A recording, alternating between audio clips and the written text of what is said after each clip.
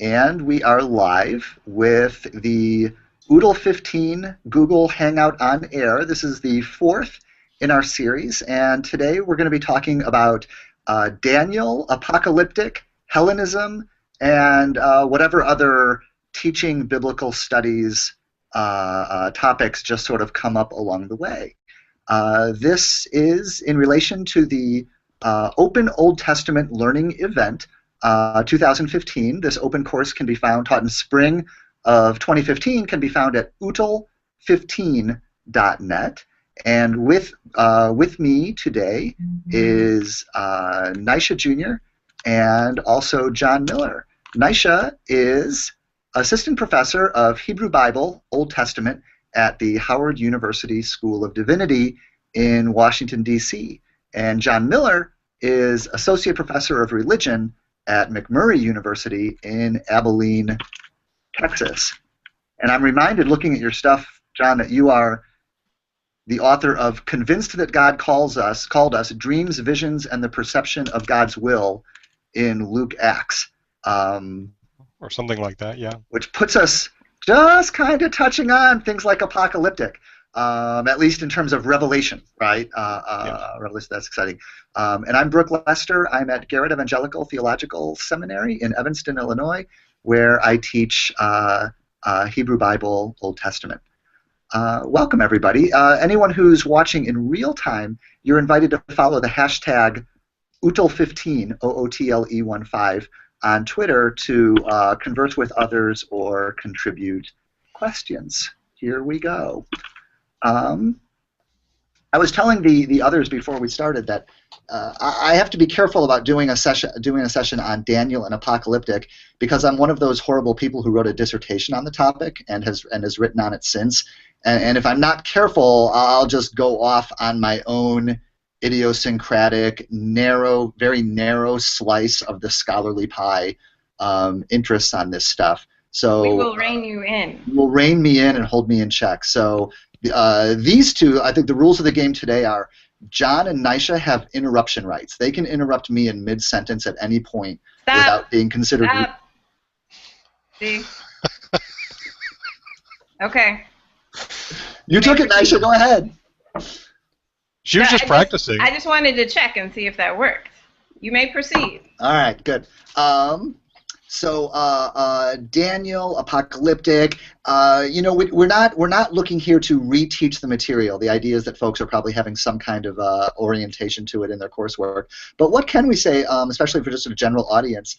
The book of Daniel, if you have a Protestant English language Bible, like most folks do, it comes after Isaiah, after Jeremiah, and after Ezekiel. Then you'll find Daniel. If you are reading, as I hope you are, in the Hebrew Bible, well, then you already know where Daniel is in your Bible, so you don't have to worry. But it's in a different place. Which means to say it's not among the prophets. That is, in the Hebrew Bible, Daniel is not among the prophets in the way that it is in the prophetic corpus. And Daniel's, why is that? Why is that?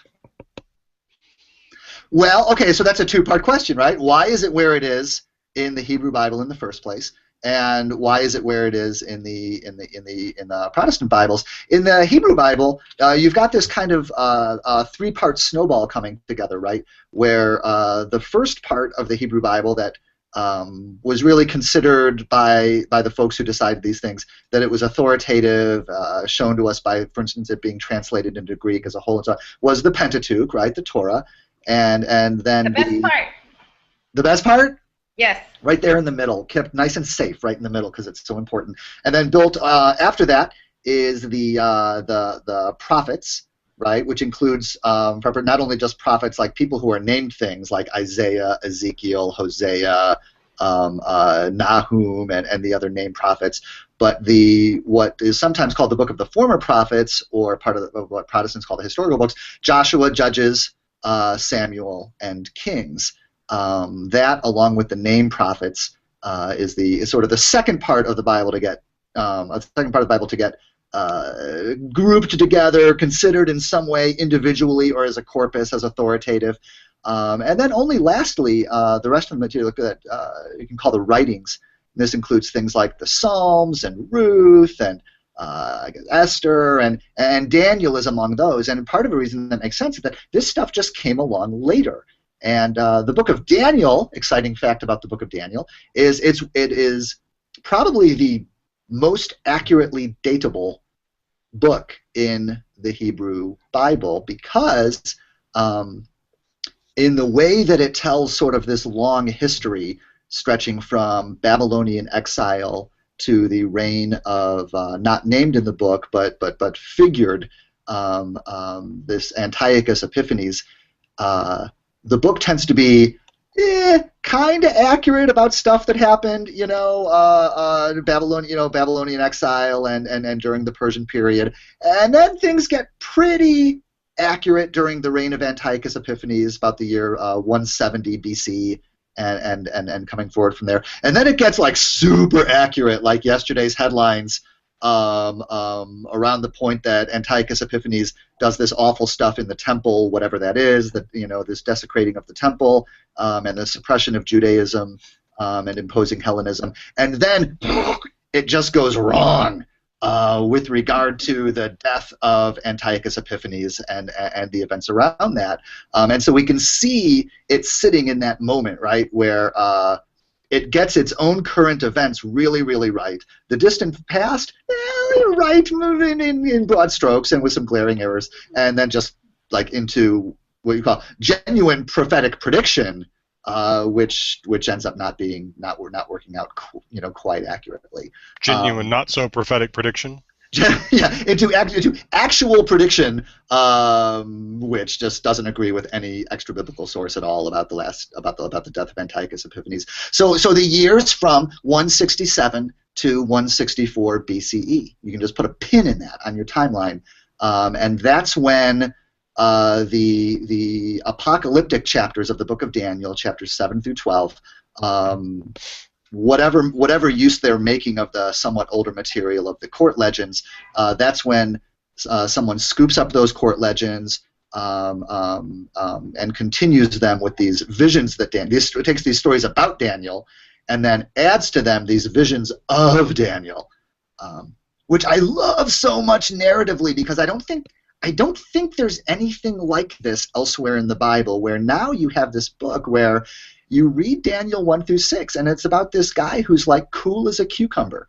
He's this great prophet inspired by God who, you can throw him to the lions, you can throw his friends in a furnace, it's, you can conspire against the guy, put him in all kinds of bad situations, but he's like, he's got faith in God, and God comes through for him, time and time and time again, no problem.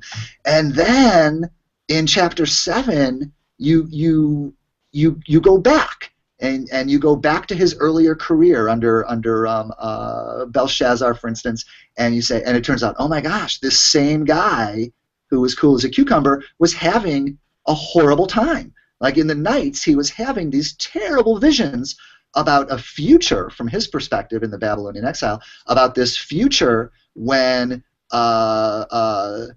faithful Jews who practice Torah in the face of persecution fall by sword and flame and do not find timely and immediate rescue at the hand of God. And that at a time when God is just holding back and just in some way allowing the sins of the Gentile nations to reach their full measure before intervening. And it's horrible for him. It talks again about he was frightened and didn't understand. What a character study. This unveil that you get on the character of Daniel halfway through the book. So yeah, Book of Daniel, ladies and gentlemen. But that's not the Book of Daniel that probably most people are. I don't know what Book of Daniel most people are walking around with. I think people have the first half. Yeah. Or probably just the Lion's Den part, maybe. I think those are the most popular because maybe we hear them in sermons within Christian tradition. So I don't think a lot of people are familiar with the latter part of Daniel. Is it because it's just easier to know what to do with the court legends? Be faithful, kids. Be faithful. Daniel was faithful. So I be think faithful. so. Eat your vegetables. Don't act up. Don't embarrass your family. Do what's right. I think those are easier lessons. The don't embarrass your family part really says something there about something cultural capital there, right? That it's not just for your benefit that you should be faithful and stay true and be consistent in that way, but the don't embarrass your family,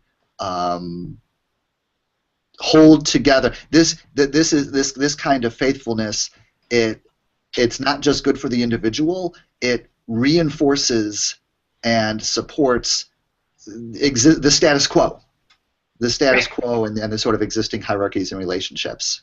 Yeah. Well, and of course, it does that, but it also, if we're talking about this particular time period, it gives people a sense of kind of shaking their fist at the man, right? And so this is why we should be faithful, because God is going to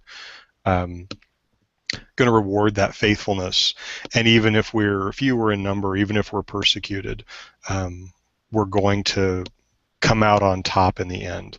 We're going to be victorious. It's an interesting twist. I think the other aspect why folks aren't as familiar with the ending of Daniel, same reason most mainline Protestants aren't familiar with Revelation. That is, most of the kind of mainline church traditions want to avoid apocalyptic like rancid meat. This is not something we want to get into. This is not something we want to preach on. We're going to kind of just completely relegate that to the realm of the fundamentalists. Let them have their, fun trying to predict whether Johnny Depp is really the Antichrist, and we're gonna leave them to that. We're not going to get into that, and for understandable reasons, but still, it's unfortunate. Anyway. No, it is. There was a blog post by Fred Clark, who blogs by himself at Slacktivist, and he used to do. I think he may still do it, but I haven't looked in a while. He would do Left Behind Fridays on his blog, and which means that like every Friday, Fred would have spent the week reading Left Behind, and it was Fred read Left Behind so you don't have to. Thanks, Fred. Thanks, Fred. Appreciate that. I'm grateful, although I wound up reading at least the first one anyway. But I want to say that maybe Carol Newsom at Emory had a class on Apocalyptic, and they were reading the whole Left Behind series, or part of it, like Daniel, Apocalyptic, Left Behind, Then and Now, something like that. Okay. It's a great idea. This is something you guys may not get to do in your context, but in the first year I taught, we're a small school, and so we've got a small number of really dedicated religion majors, and one of them, I decided just to ask, hey, what kind of upper division biblical studies classes would you guys like to see offered? And so one of our best students at the time said, I would love to have a class on Apocalyptic. And so I said, great. I like Apocalyptic, and so we did this whole class on Apocalyptic. We, got the Charles Worth OTP volume and had them read through a lot of the apocalypses. But it's so much fun to do with undergraduates. I'm sure it'd be a blast to do with grad students too. But this is something that I don't know. It's still sexy enough as a topic that you get some play out, outside of sort of the normal realm of interest in biblical literature, and so for basically very similar to what you're describing with Carol Newsom's class, we had we did, basically, apocalyptic movies kind of periodically throughout the class. But we also, one of the projects that I had them do included basically finding a contemporary piece of, whether it's a book or a movie or whatever that plays on apocalyptic themes, and bring this in and do a presentation.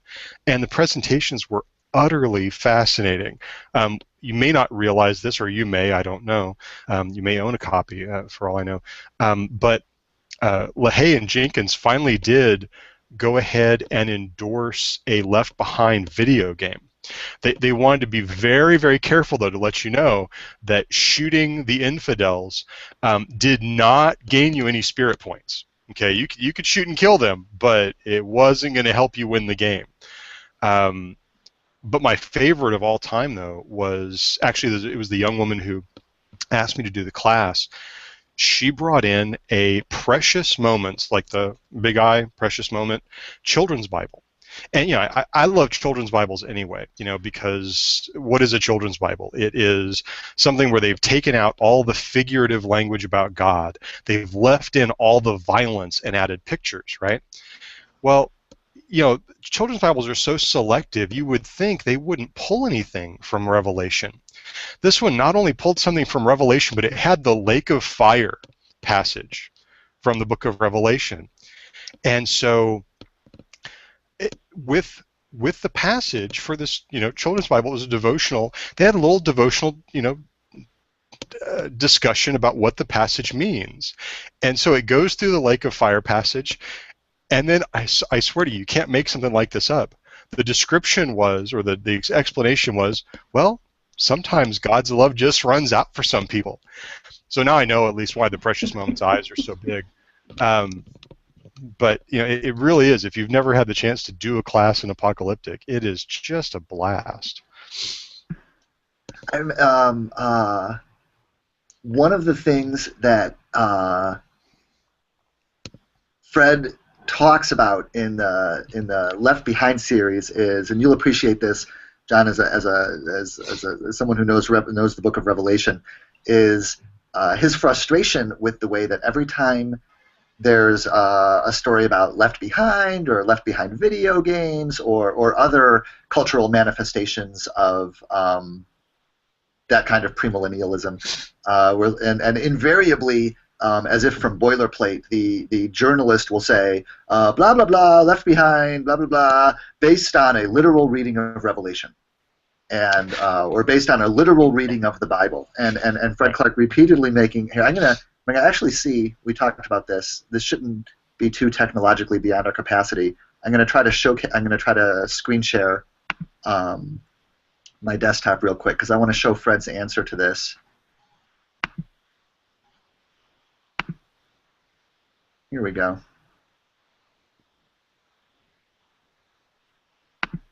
All right. Do you guys see that instead of me? Do you see my little screen share? Yes. Or we did it before, yeah. Okay.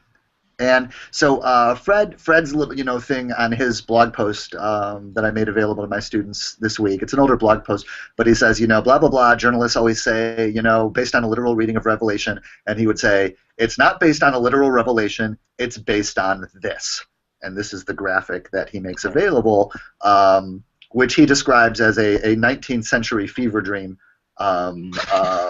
Arising from it's the Schofield, Darby and Schofield, right? Right. Yeah. It's Darby's creation and the Schofield Bible, and so what you've got is this fixed schema, which you won't find in the Bible, right? Which you could search the Bible top to bottom and not find this. And what supports this, or what's used as evidence for this, is you got to take a few verses from Revelation over here, and then you got to run over to Daniel and grab this verse over here, and then you got to run over to Ezekiel and get these verses over here, and then you have to weave them together in this particular way, that Darby, Schofield, say that you're going to, and at that point, obviously we're not talking about anything like well, there's a lot of presuppositions about the Bible that you could get into and just start lining them up, that it's a coherent, that the Bible is one long book, that the Bible is a puzzle, like a jumble, and most importantly for I guess my purposes here is that, and it is, the key has to be given to you by a human authority. That is you're never going to find this just by reading the Bible yourself. A human authority has to hand you this key and tell you, this is the interpretive key to the Bible that you are to take. And so then, John, you New Testament people will know more about this than I do, but that's more like something like what you would call Gnosticism, than anything I would call like a religion of biblically based theology, or a biblically based understanding of God and God's ways with the world. Does that make sense? It does. It does. I mean, this is very much just woven into the fabric, though, of the sort of fundamentalism. A lot of conservative, Protestant evangelical belief. It goes, can trace its roots back to that kind of schema as it's laid out. So yeah. I found myself asking another New Testament colleague this week in a completely different conversation, not about Daniel or Apocalyptic or anything, but just the question of, she teaches undergraduates, and I teach mostly Methodist seminarians, and it's not a part of United Methodist doctrine to, for instance, read the book of Daniel Christologically in that way, right? That is, it's not a part of United Methodist any official United Methodist understanding of the Hebrew Bible that the apocalypses of the book of Daniel are pointing to Jesus, or that they are pointing to Saddam Hussein, or that they're pointing to Gaddafi, or to Hussein, Saddam Hussein again, or any of the ways that but especially that view that the view in some that these are in order for Daniel to function as a prophecy of Jesus, for it to function as prophecy in that way, you really have to kind of rip out some of the angels' interpretations that are written right in to chapter 7 and 8, 10 through 12. Right. But I was saying that many of my students, some of whom, maybe some because they're relatively new to United Methodism when they come in, others because they just, like myself, actually were raised in a United Methodist environment that just doesn't really get into the Bible very much, just on a week-by-week basis, and so it's just not part of the conversation, or just because they absorb, and this was my interest, absorb the kind of culturally infused Christological orientation to the Hebrew Bible, that just the cultural assumption that, oh yeah, if you read the Old Testament, it's going to be all about Jesus and about how Jesus is coming. That's what it is, or that's one of the things that it is. And my question for her was, like, is this true of your undergraduates as well? Many of whom are not terribly churchy. The others are coming from really diverse backgrounds. And her answer was yes, that they, it's not so much that people are coming in holding on to a particular understanding of Daniel as pointing towards Jesus, or the book of Revelation as pointing towards Saddam Hussein or the Twin Towers or whatever, but that many of them will be coming in just sort of with a walking around assumption that, sure, that's what it's going to be about. The book of Daniel is going to be about Jesus or Saddam Hussein or both. Revelation will be about the falling of the Twin Towers and 9/11 and this kind of stuff. Does that jibe at all with your all's experience, or not so much? Nisha? This will not surprise you, but I don't really teach Daniel. So we don't really. I've been to 2 of these, and all I've heard is what Nisha doesn't teach. Although, not to just briefly, to be fair to Nisha, this, what? Nobody teaches the book of Daniel in an introduction to Old Testament class. Everything grinds to a halt at the time of the Babylonian exile. Daniel would it would take too much time and too much explanation, and it's just not my thing. So it's my class. We do what I want. That means we spend a lot of time in Pentateuch. So by the time prophets rolls around, yeah, we don't really have time to do Daniel. But I would say there are lots of, yes, walking around assumptions that students have, even if they're not particularly churchy or from a church tradition that emphasizes the Bible. Just being in the U.S., you pick up things that you think are part of the Bible and things that you expect to be there. Yeah. Well, and part of that too is, the kind of what's in the air, as both of you were, describing. That was one of the things I enjoyed about the apocalyptic class that I had the opportunity to develop, was that having people do these projects where they're looking at apocalyptic themes in contemporary stuff, whether it's literature or film. Part of what puts stuff like this in the air is that you have movies from time to time that do take these ideas and portray them, put them in very contemporary context where Saddam Hussein is the Antichrist or whatever. So yeah, I mean that's definitely something people come around with. But two, I mean, to go back to your question, Brooke, which gets it could get more at the ideas of sort of Methodist understanding of Scripture. I'm certainly no expert in John Wesley, but what I do know of Wesley's work seems like Christological reading of the Old Testament would just be de rigueur for him. So in that sense, I don't think, whereas it may not be part of the contemporary Methodist Book of Discipline, this is the way you're supposed to read Revelation or anything like that. Thank God, because once it gets in the discipline, it's so hard to get out, as we're finding now, for so many other things. But yeah, I don't think that. I think if you asked 100 Methodist ministers, should you read Daniel Christologically, I would be betting on a high 90s return of yes on that poll. Now, do you think, and I'm just going to get myself in all kinds of trouble because my office is directly across from two of the folks over here at Garrett Evangelical who actually do teach United Methodist Studies and know what they're talking about in a way that I don't. So just clear your calendar for tomorrow. That's right. They know where to find me. But I think you're right. I mean, it depends on I think that's why I qualify it as, when I say, kind of in my clumsy way, Christologically in that way.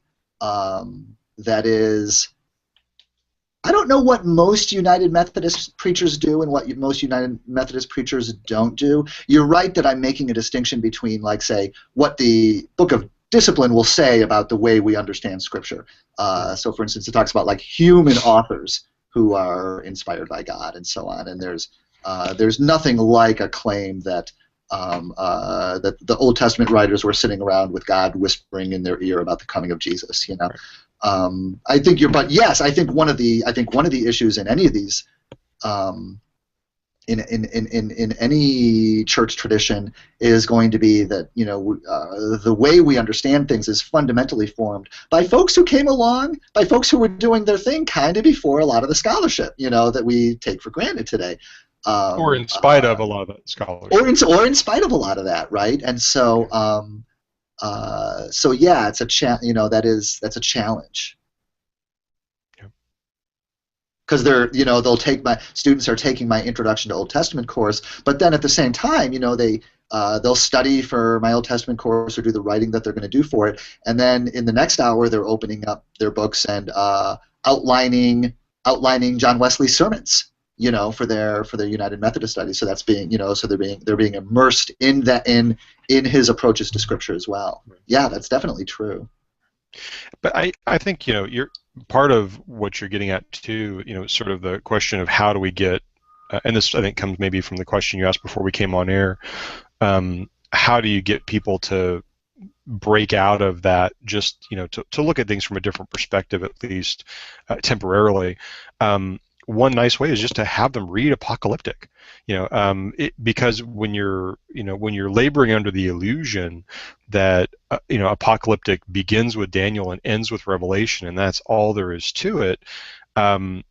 It's much easier to have this kind of diluted view of Revelation and Daniel. Whereas you start looking at this as a genre and start looking at other examples of this genre, it becomes much, much harder, because one of the parts of kind of slogging through this is you just see, oh wow, okay, yeah, no question, this is a genre, and you get the same stuff repeated over and over, the same patterns over and over, and then folks that want to make Daniel and Revelation unique have to do some really fancy footwork,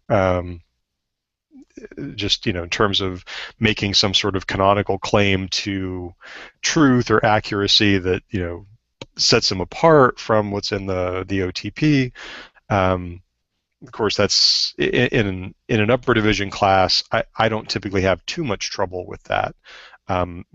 There's a sense, I think, in which it's a little bit easier to teach upper division undergraduates than it is to do biblical studies in a div school or seminary setting, simply because once they've gone through intro classes here, they've already begun to deal with the challenges you're describing of looking at the Bible from an academic perspective as opposed to looking at it devotionally.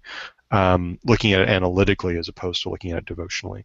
And so by the time they get into upper division classes, they're not really struggling with those same issues anymore. I would say I teach at a div school, and it certainly is an issue because for many of my students in undergrad, perhaps their major was music, right, or right, animal science or something else. Right. So they're not students who had undergrad classes in Bible or theology. This right. may be their first experience with looking at the Bible from a more critical perspective. Mm-hmm. And also, many of them are already very active in their church settings, right, may already be in ministry or on track for ordination. So they're already pretty set in their ways. One of the things that I do in the first class is I show a brief clip that has a football game, the Super Bowl, and it also has rugby playoffs. I don't know what the rugby Super Bowl equivalent is. Anyway, but I showed this clip that has both games that it goes back and forth between the two, and we talk about what do we see that's similar and different. So both have enormously gigantic players, both have a lot of posturing, a lot of yelling and screaming and strutting and things like this are going on. But they're two completely different games. Even though the ball may look similar or it may look like there are things that are going on that are similar, they're very different games. And so we talk about how we're using the Bible, which may be something I think they're very familiar with, but we're going about it in a different way. So there are different rules of engagement, different uniforms. We talk about wearing different hats when we're looking at the Bible critically. So I've taught undergrads, and I feel less resistance in some ways because students don't have the same types of things at stake that they do if they're MDiv students who are already pretty secure in what they assume they believed about the Bible. Right. Yeah, John, you mentioned OTP before, right? Which is Old Testament pseudepigrapha, right? The 2-volume work edited by James Charlesworth, and for folks that are, if you have any access to a theological library anywhere, you will be able to find the 2-volume Old Testament pseudepigrapha, and right, John, the one thing that you'll find in there is I think 88 examples outside of the Bible for one thing, of pseudepigrapha, Right. right? That is of works that are attributed by name to a revered figure from the past, which is just making the realization that this is something that characterizes the biblical text as well, that there was a period in the history of the formation and collection of these texts where it was normal to not only write works like Daniel that you attribute by name to a revered figure from the past, like Daniel or Enoch, or one of the 12 patriarchs, one of the 12 patriarchs of the tribes of Israel, or so on and so on. But also these collections. That's when many of the Psalms, or the Psalms as a whole, began to be associated with David, and where the Proverbs began to be associated with Solomon, and where these names would become attached. I think of that sometimes as one of, like, I'll talk later in this series about why I think Deuteranism is one of the not great ideas that ancient Israel had along the way. And pseudepigrapha turns out not to be a great idea because it's just confused the dickens out of readers of the Bible, pretty much ever since. Why is it called the Book of Samuel if Samuel didn't write it? Right. But seeing these genres, right? Naisha, you talked about students having backgrounds not in biblical studies, but sometimes having backgrounds in things like literature or poetry or something, sometimes in history. And I often think that the very best possible preparation for doing master's level work at the divinity school level, at divinity school or seminary or other graduates or other graduate school, is not a background in biblical studies so much. It's like we can teach you that. That's not a problem. But a good liberal arts background, right? That is, if somebody is coming to the Bible and they've had the experience of Shakespeare studies or Chaucer studies or Homer studies or F. Scott Fitzgerald or Hemingway studies, where they've looked at the literature as works of art, as works of art with their own raison d'etre, and as belonging to a historical context. It's like, biblical studies will be a cakewalk for you. All we have to do is teach you the relevant history and the genres, but you'll be good to go. Yeah, Book of Daniel will just show you OTT. English majors, classics majors, some history majors, people who are used to working with sources like that. I think that's really good preparation for moving into biblical studies and looking at the text as a text. But we do get lots of other kinds of students who show up in their MDiv who say, after a career in XYZ, computer science or engineering or something else, now they want to do the MDiv and perhaps didn't quite realize what that was going to involve, and not really expecting to have to engage text in this way. So I think it's a shock for some students. Absolutely. I think, Naisha, that's a really important point. When you talk about a seminary or a div school, you're talking about such a melting pot. And, when we talk about, okay, so it's a master's level program, everybody's got an undergraduate degree. That's all fine and good. But for some of these folks, maybe they were, in the School of Business or in computer science. When was the last time they took a lit class, right? For a lot of these people, it could very well be freshman year, comp and rhetoric or, English composition, whatever. And how much did they read? How much did they deal with texts? Very likely, very, little, if at all.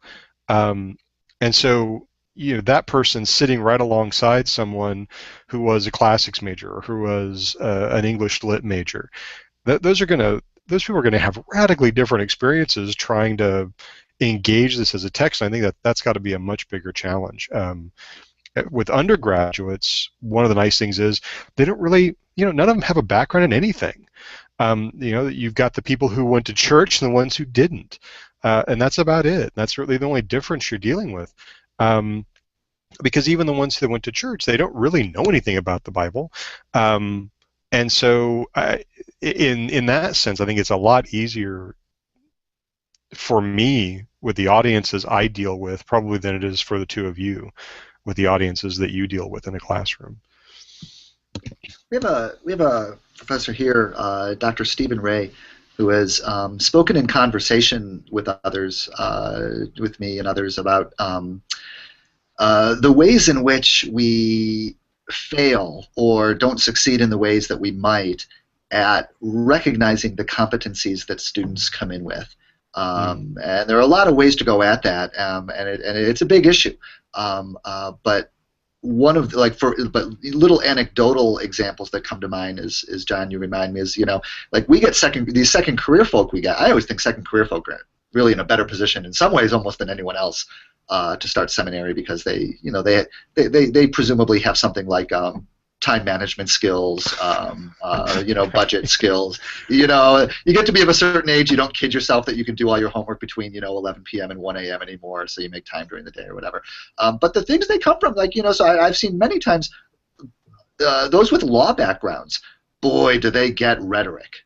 Like, you don't have to explain to look for rhetoric in the Bible, or that the Bible, biblical texts will use rhetorical devices to accomplish the things that they try to accomplish. The attorneys are on that right away, because they've got that, and all the different things that folks, sort of come in with. But it is varied. It's varied, and it's hard to keep track of, and it's hard to tap. It's hard to tap because I think the only way to tap it would begin to find out how to be able to make it so that the students are invited and taught to tap themselves in that way. Yeah.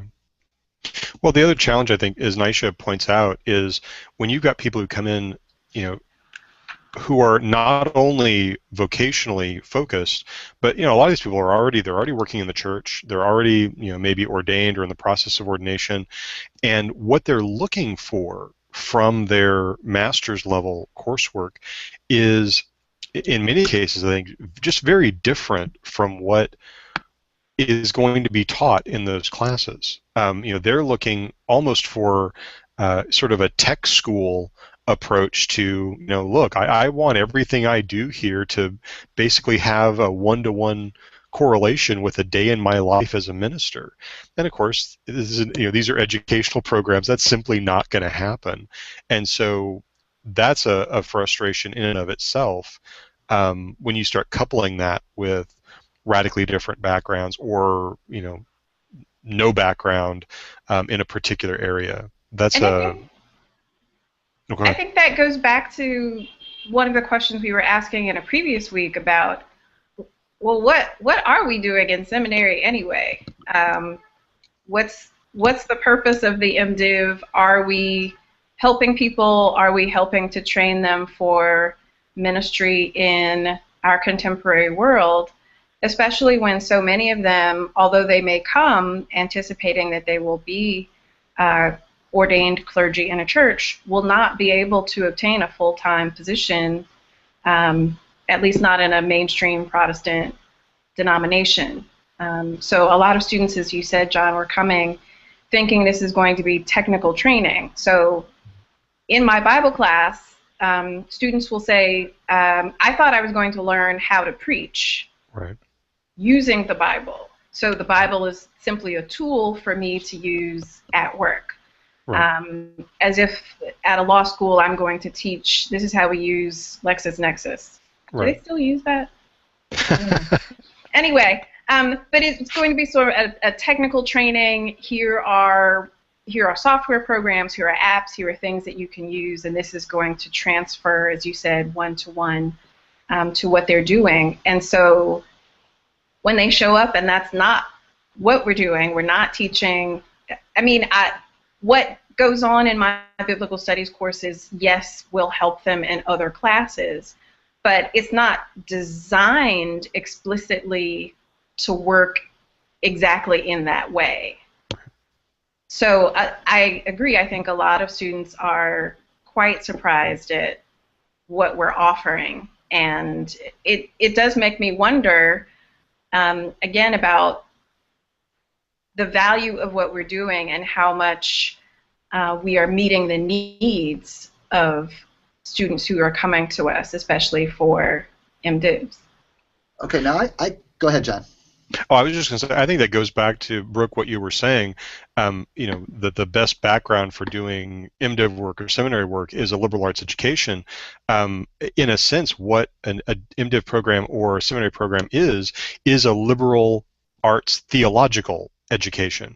You're trying to get people to learn how to think critically. You're trying to get them to learn how to, kind of navigate their way through, whether it's a theological question or a question of a biblical text. You're trying to give them the skills that will allow them to be able to do that as part of their career. But certainly that's not what they come in expecting to acquire from a program like that. Okay, see, now I can't help but, this is, and it's characteristic of the times that we live in and our age group and sort of where we are as scholars, that we keep coming around to these really troubling and disturbing trends relating to higher education, relating to seminary, relating to what's happening with with what describe themselves as the mainstream church, the mainline or mainstream churches. Higher education is imploding economically. Students are coming to higher education increasingly haven't been raised in a sort of teach to the test upbringing that sort of ill prepares them to even engage what's happening in higher education while they're participating in it. For those of us that are, for students that are coming through higher education, there's, especially those looking for PhDs, there are no jobs waiting for them, and the mainline churches are shrinking.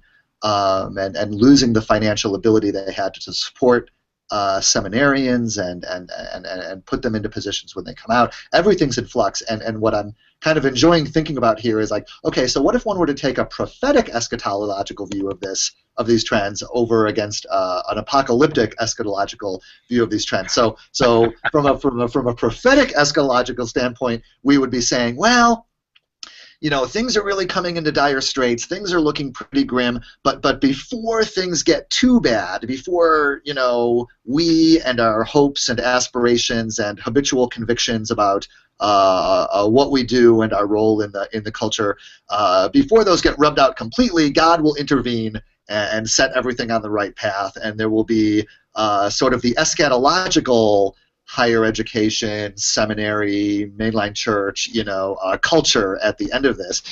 But apocalyptic, right? Apocalyptic is for those who are shaking their heads, right, and saying, no. I'm reading the tea leaves very clearly, and in fact, when we feel like all things are coming to an end, and higher education and the mainline churches, mainline Protestantism, seminary, liberal arts education, this sort of orientation to Bible, all of this really is coming to an end. It's hopeless. God is not going to intervene until it's all dead. And then God will intervene in such a way that on the other side of the singularity, right, of the big crunch of our universe, on the other side of that big crunch, there will be a big bang in which there will be something like a new higher education, a new seminary, a new Protestantism. Okay, what I mean? Let's bring it back. Let's bring it back. Okay, go. But you see, so this is the difference between a prophetic orientation to things are getting bad and looking worse, and an apocalyptic or understanding of how things are getting bad and going to get worse. So, well, I understand that my position as a faculty member, that certainly I am complicit in the system and want to see it continue in some ways as an institution. But I do worry about students who are spending enormous amounts of money and piling usually graduate debt on top of undergraduate debt with few options for future employment, and also not being trained in the ways that they thought they were going to be trained for the job that doesn't exist. So what then? So what are we doing? So if you do you guys watch Law and Order? Do you watch Law and Order? Okay. The original series, Brooke? Okay, anyway. Original series and SVU. Oh, SVU is too much for me. But anyway, okay, so Law and Order original series, I probably have told this story before because I like it so much. Claire goes to visit her old law school and sits in on one of the classes and talks to the professor afterwards. And she talks about how the students there are in law school, but they talk about contracts, but they've never actually seen a contract. They talk about clients, but they don't learn anything about how to bill a client. And the law professor's answer is, well, Claire, it's a law school. It's not a lawyer school. So for him, the distinction is this isn't a vocational, technical kind of program. We're here to teach you about the law, kind of capital L law. And once you get a job as a lawyer, they'll teach you the things that you need to know about how to do that. And just as law school these days is, law schools are in trouble, and some are closing down, some are no longer taking LSATs, there aren't as many jobs available. I think MDivs will also have to start to think about what are we doing and what's the purpose? Mm-hmm. Especially when it costs so much money. Yeah. That's a good point. And as good higher educators, we're succeeding in raising these questions without proposing particular answers to them. No, that's something for the ethics faculty people to deal with. That's not our stuff. And the administrators, because they make all the money. So, that's right. That's right. That question's way above my pay grade. Exactly. Brooke, so. That's what I say all the time. Let's take a question or two from Twitter. So JLbrash91 asked, is the latter half of Daniel, that is the Apocalypses, relatable to a social location without severe persecution? That is, if you are not a member of a community in crisis, if you are not one of these communities who sees the walls closing in all around with no indication of God's inbreaking salvation, then is it the case that Apocalyptic is just not for you? Or what? Or what do you do with it?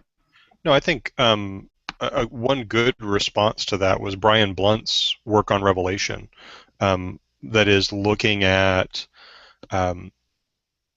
using a lens of social justice to read and interpret that material. So whether you're talking about, sort of just the, be-all, end-all crisis, or whether just simply talking about the injustices that exist and always have, always will exist, I would definitely think that would be a good response to that particular line of questioning, would be to look at that sort of material, look at those readings of Apocalyptic, and not just Brian Blunt, but I mean this, extends into some of Elizabeth Schussler Fiorenza's work in Revelation as well, other folks.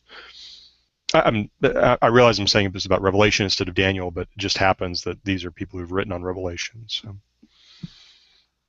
And of course, the kind of the flip side of it that I find myself sort of alert to about the use of apocalyptic language and apocalyptic rhetoric is, anybody can feel like they're being persecuted, whether they are or not, or anyone might be able to appeal to the language of persecution, even when they're really in a position of very strong power, very stable and really unthreatened power. So if you the war on Christmas, war on Christianity. I mean, there are places where Christians are persecuted. The United States, is not that place, right? Right. But if you can say, or if you in my opinion, some of the language of the men's rights activists, would be another example. When you've got folks who are in a very secure position of power, but by being able to appeal to the language of being persecuted, appeal to the language of, oh, my community is at the end of its rope. I'm interested in the way that apocalyptic language. You can often hear apocalyptic language in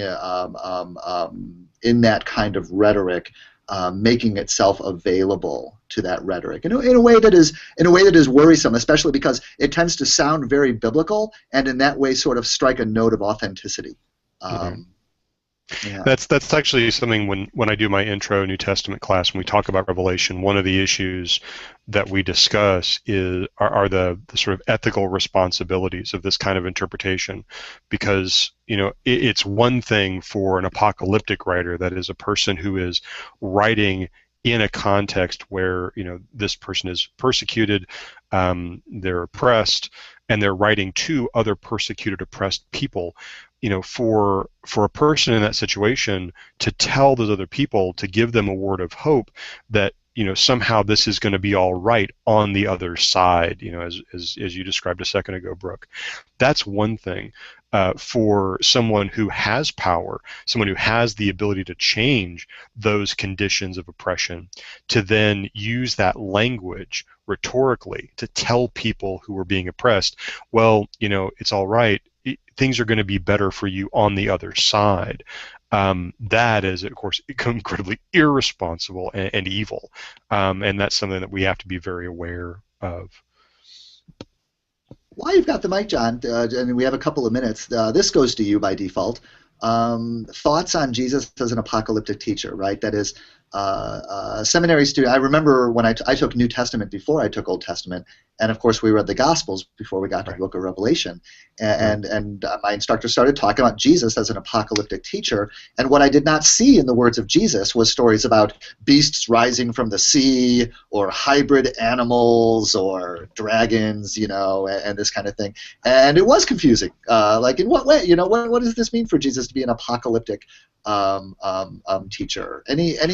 Well, what does that mean when we say that in a way that maybe isn't clear to people for whom apocalyptic means like watching the movie Armageddon? Right. I mean, this is Albert Schweitzer's thesis, right? I mean, what's wrong with all of the lives of Jesus, throughout the 19th century is somehow they all make Jesus look like a 19th century German ethics professor. They're just focusing on this teacher wandering around in a white robe dispensing wisdom, and so what Schweitzer. So whenever someone writes the historical Jesus, it always turns out to be a self-portrait. Right. Exactly. And so what and Schweitzer. The white guy. It's always a white self-portrait. A white self-portrait. Always.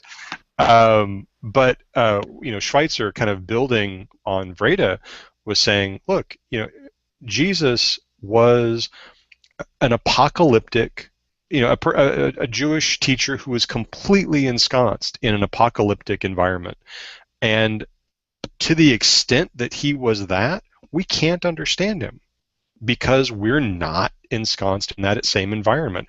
We don't have any relationship.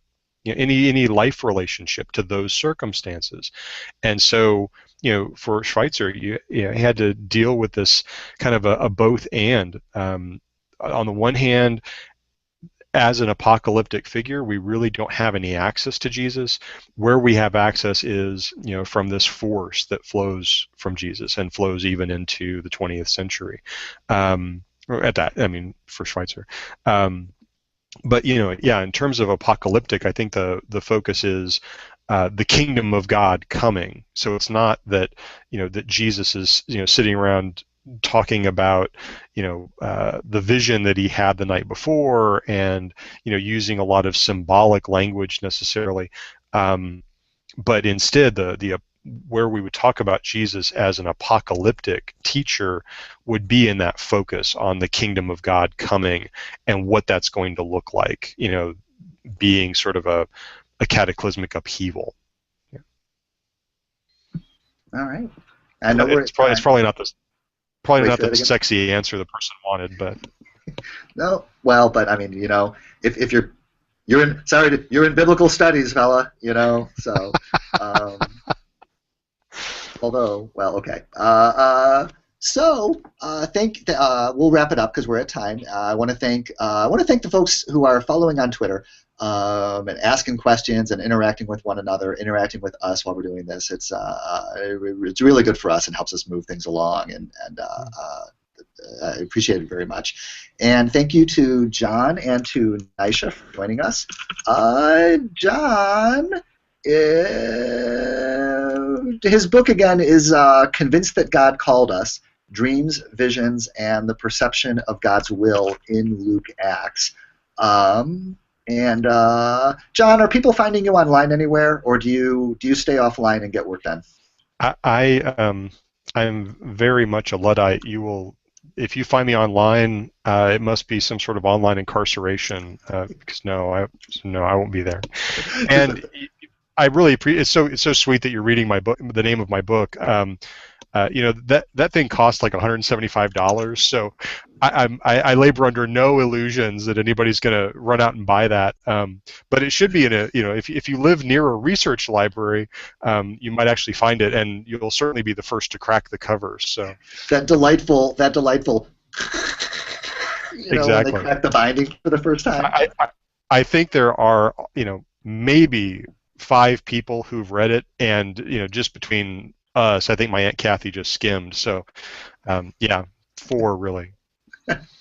And Nisha you can find some of Nisha's public writing at HuffingtonPost.com/Nisha-Junior, and she's also at NishaJunior.com and is at Nisha Junior on Twitter.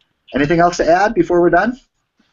I will have a book out in the fall, An Introduction to Womanist Biblical Interpretation, and Cool. It should be about $30. So go buy it. So that one we'll buy. Yeah. Here. All right. Good. Absolutely. All right. Well, thanks to you both again, and I look forward to both of you joining us whenever you're able during the remaining sessions during this spring term of 2015. Thank you again. Again, this was in service to the Open Old Testament Learning Event 2015, which you can find at OOTLE15.net. Thanks again. Bye now. Thank you.